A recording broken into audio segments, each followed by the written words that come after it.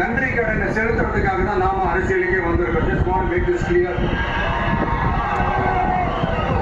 அவங்களை கேள்வி கேட்கறதுக்கு முன்னாடி அவங்களுடைய இயலாமையை மறைக்கிறதுக்காக இந்த A team, B team இதெல்லாம் கூட சேர்த்துக்கிட்டு ஒரே விஷயத்த சொல்லி அழுகுறாங்கல்ல. என்னன்னு சொல்லி அழுகுறாங்க? அனுபவம் இல்லாதவங்களால எப்படி ஆட்சி அதிகாரத்தை செய்ய முடியும் அப்படின்னு ஒரே விஷயத்த சொல்லி அழுகுறாங்கல்ல. அந்த அழுகைக்கு நாம் ஒரு பதிலடி கொடுக்கணும்ல. மக்களே, நான் உங்களையே கேட்கிறேன், தெரியாம நான் கேட்கிறேன். இந்த அனுபவம் அனுபவம் அனுபவம்னு சொல்றாங்களே, அதிகாரத்தை வச்சு மக்கள் பணத்தை கொள்ளையடிச்சதை தாண்டி வேற ஏதாவது கொம்பு முளைச்ச பெரிய அனுபவம் இவங்களுக்கு இருக்குதா?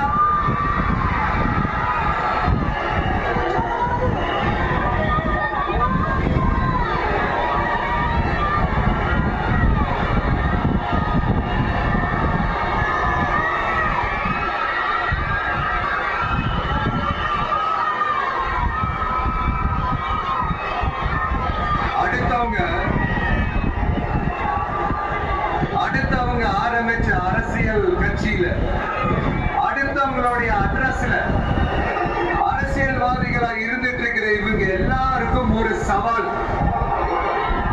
என்ன மாதிரி தனியா, என்ன மாதிரி சொந்தமா ஒரு கட்சி ஆரம்பிச்சு 1% அட்லீஸ்ட் 1% வாக்கு வாங்கி காட்ட அந்த தில்லு இருக்குதா, பிராணி இருக்குதா? 30 வருஷமா மக்கள் இயக்கமா இருந்து இன்னைக்கு மிகப்பெரிய ஒரு அரசியல் கட்சியா வளர்ந்து இந்த கூட்டணி கட்சிகள் மட்டுமே நம்பி இருக்கிற 75 வருஷ கட்சி, 50 வருஷ கட்சின்னு இன்னைக்கு ஆட்சி அதிகாரத்துல இருந்துட்டு இருக்கிற இவங்க எல்லாரையும் மீறி இன்னைக்கு களத்துல தனியா நின்று இந்த 2 வருஷத்துல முதன்மை சக்தியா வளர்ந்து 30% தாண்டி இன்னைக்கு மக்கள் ஆதரவை பெற்றிருக்கிற நமக்கு அனுபவம் இல்லையா? உங்களுடைய அனுபவம் என்னன்னு சொல்லட்டுமா? கட்சி ஆரம்பிச்ச அண்ணாவை மறந்தது, கட்சி ஆரம்பிச்ச எம்ஜிஆர் அவர்களை மறந்தது, கட்சியை வளர்த்த ஜெயலலிதா மேடம் அவங்களை மறந்தது. இவங்க எல்லாரும் சொன்ன விஷயம் அறிமுகமா சரண்டர் ஆகிறது. இந்த மாதிரி அனுபவம் நமக்கு இல்லைன்னா அது நமக்கு சுட்டு போட்டாலும் வராது. மக்களை நேசிக்கிற நல்ல குணம் இருந்தா போதும். நல்ல சூப்பரான ஒரு நல்லாட்சி கொடுக்கலாம்.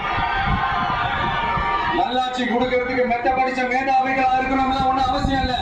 காமராஜர் அவர்கள் மாதிரியோ, எம்ஜிஆர் அவர்கள்